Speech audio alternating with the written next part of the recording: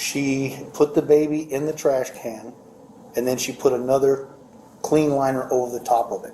Oh, wow. Okay. So when they looked in there, there was no trash in there, but it was underneath a clean bag. The baby's dead. Okay, we have him in trauma too, but she killed the kid.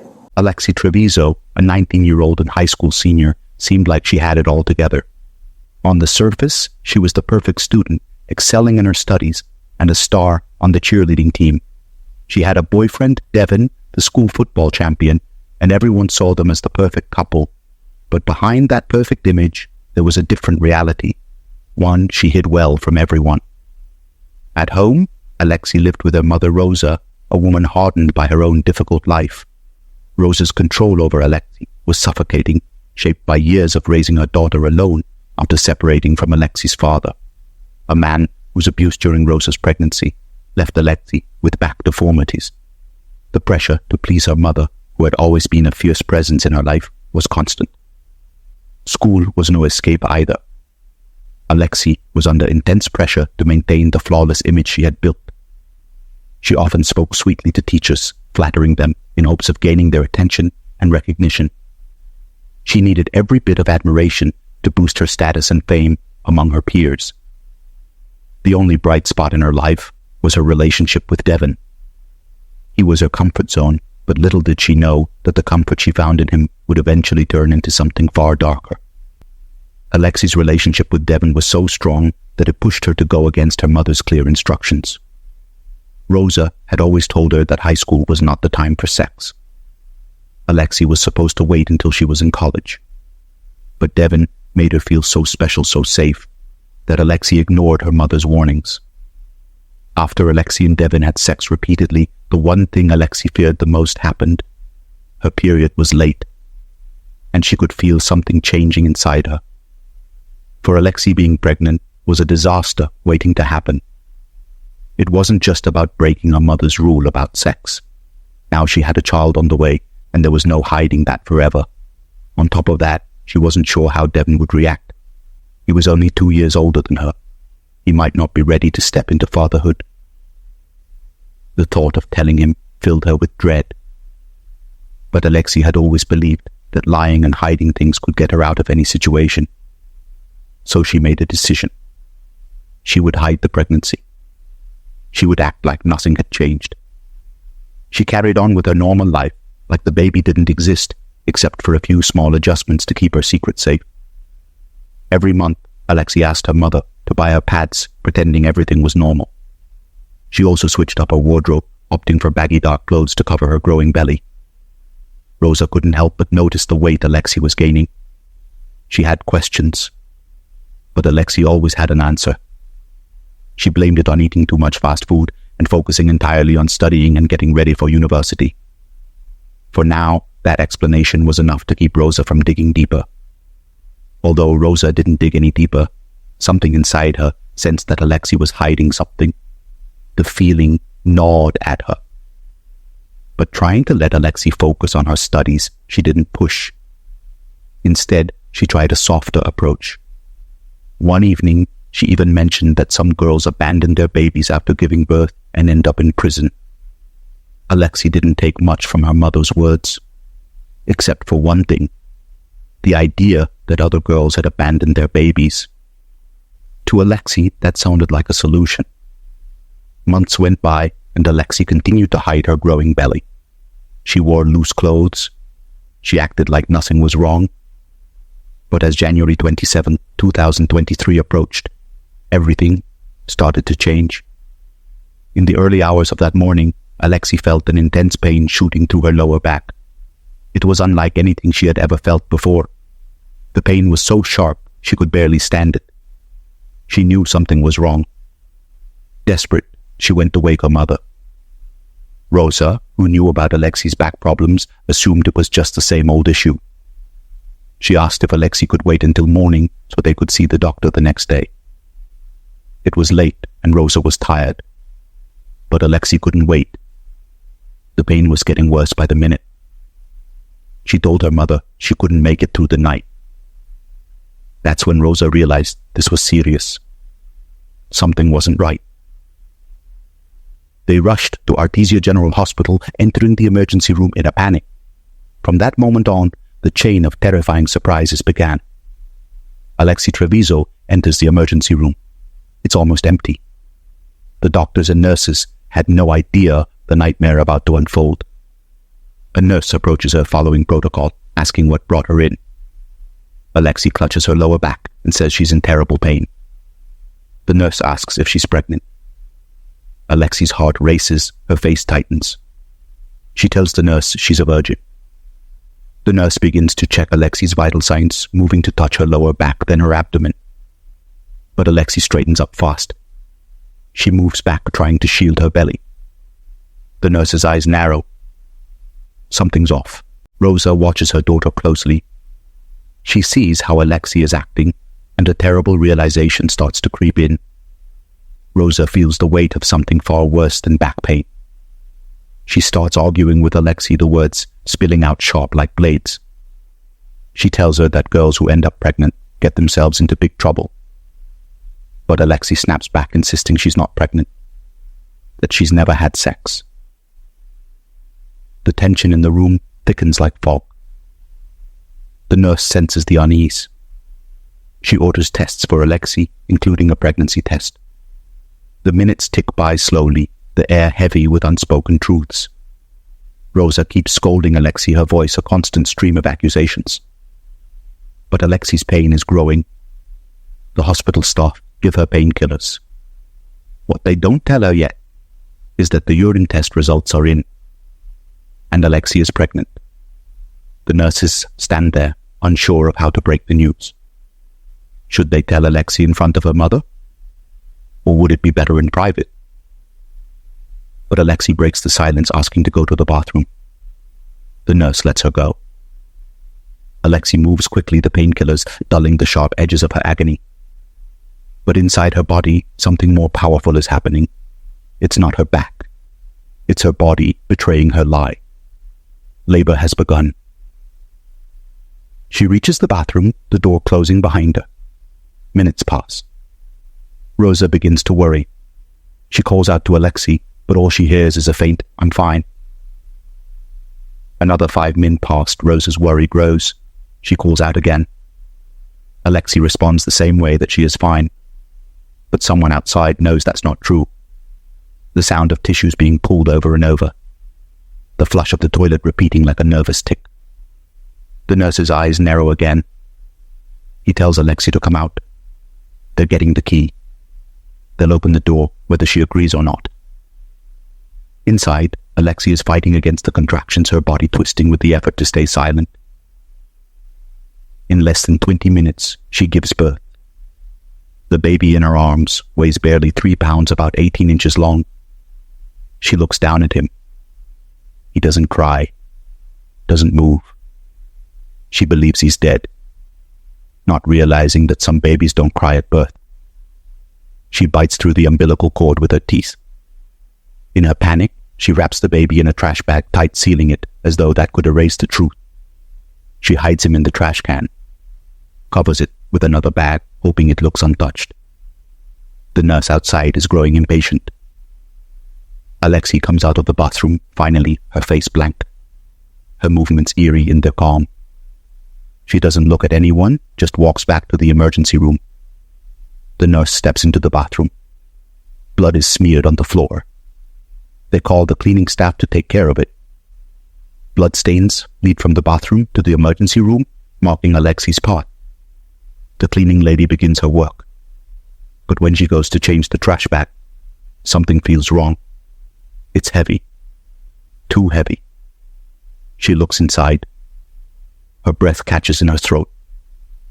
At the bottom is another bag wrapped tightly around what looks like a baby. She backs away, her voice shaking, as she calls the head nurse, Halliday. He rushes to the scene, glancing at the emergency screen. Only one case tonight. A girl with back pain. He can't make sense of it. But when he steps into the bathroom, sees the nurses gathered around the trash can, his stomach drops. Halliday knows something is very wrong. He calls for Dr. Heather Marshall. The doctor arrives in seconds. Her eyes fall on the trash bag. Without hesitation, she orders the second emergency room to be opened. The baby is rushed in. Dr. Marshall tries everything, but it's too late. The baby had been sealed in the bag too tightly for too long. His skin is blue, his body cold. The doctor announces that the baby has died. The tiny life found in the bathroom is gone. Nurse Halliday calls the police. The bathroom is closed, sealed off from use. The police arrive quickly. Halliday briefs them on what they know. The officer steps in, the tension thick. They speak with the medical staff, preparing to enter Alexee's room, to confront her with the truth that can no longer be hidden.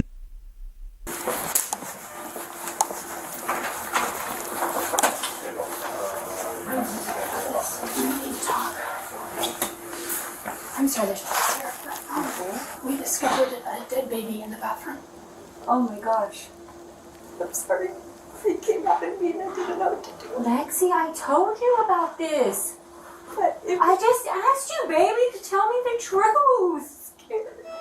it was not crying or nothing. What did you do to it? Okay, stop right here. I Stop, just- stop. Number one priority, guys. Number one priority is she just had a baby. I don't know if she's delivered the placenta. She's bleeding significantly. Yeah. I've spoken to the obstetrician at Loveless. They want her out there as soon as possible. Okay. I obviously need your permission to transfer her from medicals to, she needs to She's be 19. Oh, you're right. But she is a student too. She's No, still no, 19 you're years you're old. right. You're right. She needs to, I'm sorry, I forgot she's 19. Came out of me. But you need to make sure that you're safe, I need to send you to Loveless to labor and delivery. Will you please agree to that? Yes. Yes. Okay, Whatever. great. I'm gonna work on that. In terms, I'm sorry about this, but in terms of delivering a baby and it looked like you tried to hide it, we do have to have the police involved. And nothing was crying. It came out with nothing. I know. But the baby's gonna have to be taken for autopsy and there'll be an investigator and everything. I'm really sorry, guys. I'm sorry. I'm so sorry. But we need to do this correctly. And I want to be transparent with you about what our steps are going to be. Okay. Officer, do you guys need to talk to her before we get her transferred? How long is it going to be before you have to transfer I out? don't know. Are we working on? Rosa and Alexee's reactions in those terrifying moments revealed so much about their mindset. Rosa's only question about the child was his age. You guys have, I'm the charge nurse here. Do you guys have any questions for me? Like how big is the baby? It's full term. What? Nothing, 9 months? nothing was crying. Lexi, have you watched the news of the girls that what they do to their babies and what they go to jail? Nothing was crying. She wasn't focused on the horror of what happened. Instead, she was hoping that the baby was incomplete so Alexee wouldn't face legal trouble. It was as if she was grasping at any hope that this tragedy could be excused. Alexee's reaction was even more chilling. She referred to her baby as that thing. She couldn't bring herself to call him her son or even acknowledge him as a person. To her, he was just something that came out of her. Her words made it clear. She was in complete denial. Denial about being a mother. Denial about having taken the life of her own child. After the gruesome discovery at the hospital, Alexee was transferred to another facility to complete the birth process. But despite the gravity of the situation, officers told her she wasn't being detained and casually asked for her phone number so investigators could contact her later. Okay, Alexee, so you're getting transported, okay? So you're not detained no more. The detectives will be contacting you, okay? So they'll get a hold of you. So let me get your number real quick. My mom has it. Okay, give me a good phone number for you? Cell phone number? My mom says 432-209-1397. 1397? Sir. Okay. Is it 1006 East Mill? Is that still your current street address? Yes, sir. Okay. All right. They'll be in contact with you, okay? Yes, sir. From that moment, Alexee vanished from the spotlight. She carried on with her life as if nothing had happened. No restrictions, no travel bans. She was free to live her life without any apparent consequences. Meanwhile, Rosa, stubborn and unwilling to accept reality, made almost daily trips to the police station. She blamed the hospital for everything. She insisted that if they hadn't given Alexee strong painkillers like tramadol, none of this would have happened. What are y'all going to do about the hospital? What about the hospital? We were there over 2.5 hours. We went for help. They gave my daughter morphine and tramadol and Zofran and never went in for her. What are y'all going to do about the hospital? Rosa had now taken full control of her daughter's life. She spoke for Alexee, made decisions for her, and when investigators wanted to speak to Alexee, Rosa refused unless a lawyer was present. Even when they insisted on hearing this from Alexee directly, Rosa argued and delayed the process. You're not going to be bothering her. Come on, Nope. are you? Nope. That's why. We will, because I have to hear it from her. Such thing as I have to hear it from her. Eventually.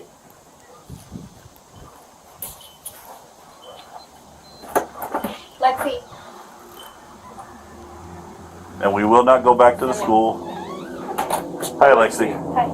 Do you want to talk? Do you wish to talk to us about the incident happening on January 27th? Just send out without my lawyer. Okay. All right. That's all I needed to hear. Thank you. Thank you. Y'all have a safe day. Alexee, on the other hand, continued her normal life. She passed her school exams. She was accepted into the University of New Mexico. She even attended her graduation prom with Devin, as if the horrific event in the hospital had never occurred.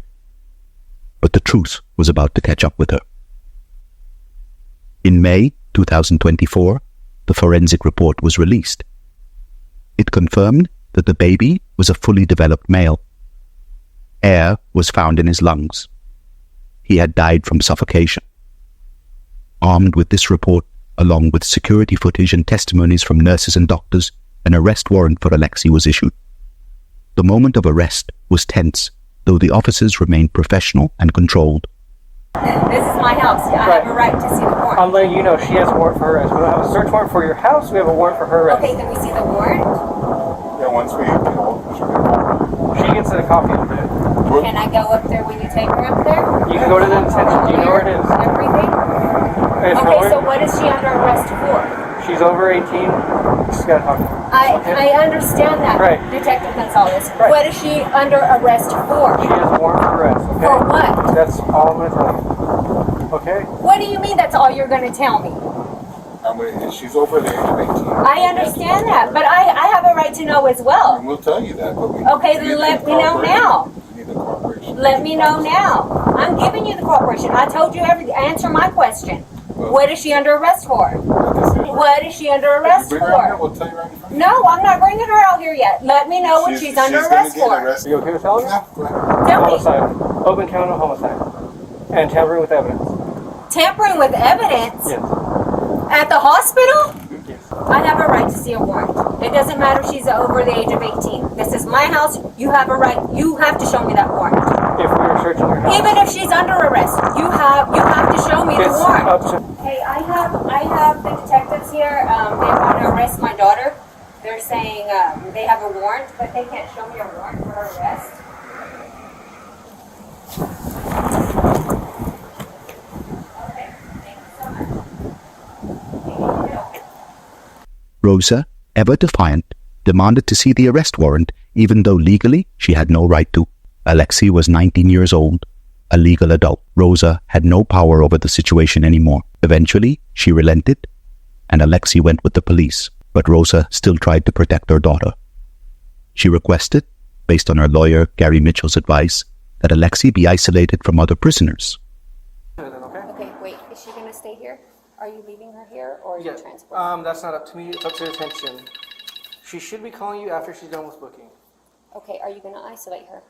Does she need to be... Gary Mitchell just told me, because that's our lawyer, Gary Mitchell, and he said if he just wants to keep her safe. Okay. So if anybody finds out that what she did, what they think she did, or you know, and she doesn't want any kind of harm. Okay. So if you guys could isolate her, I don't want anything to happen. No, I know what you're talking about. He wants her to be put in a special population. That's what that means. Okay. No, I'll make sure if she does go out, she shouldn't, because this is through magistrate court here in town, and she should be seen tomorrow because it is non-violent. She has no priors. She's more likely to be released tomorrow. Okay. And because I don't know if the district attorney is going to do a pretrial detention or anything, but if they don't, then she'll see the judge in the morning and then go from there. Once again, the officers handled the request with professionalism. A few days later, Alexee was released on a $100,000 bond. She was now facing charges of first-degree murder and tampering with evidence. Gary Mitchell, tasked with the impossible job of defending her, found himself in a difficult position.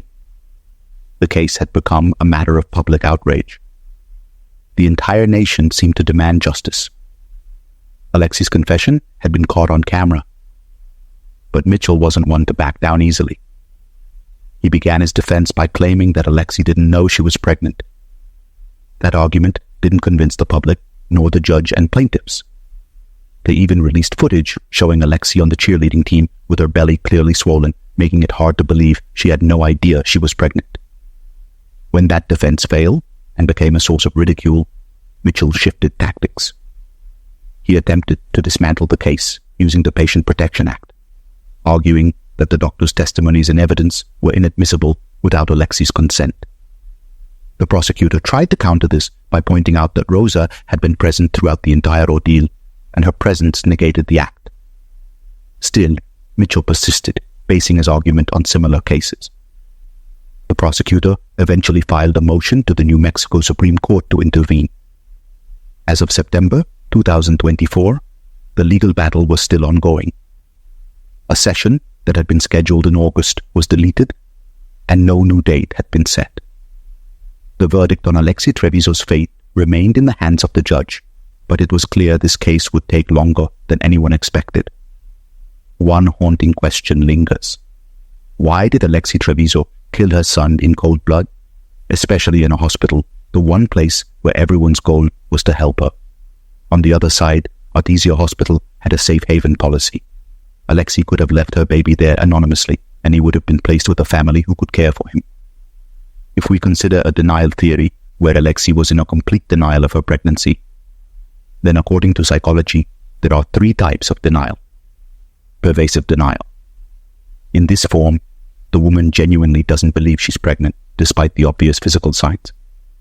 This type accounts for about 30% of denial cases, but even in these cases, the woman still knows right from wrong. Affective denial. The woman knows she's pregnant on some level, but refuses to emotionally acknowledge it. This is the most common form, representing about 50% of cases. Psychotic denial. This is the rarest form and occurs in women with severe mental disorders like schizophrenia or delusions. These women may truly not comprehend their pregnancy. Even in cases of denial, a woman is still aware of the moral implications of her actions. So, what was it that drove Alexee to take such a monstrous step? Was it a pervasive denial of her pregnancy, or just a fear from losing her boyfriend and get her mom mad? Leave your thought in the comments. Thank you for watching. If you enjoyed this video, don't forget to like and subscribe for more true crime stories. See you in the next video.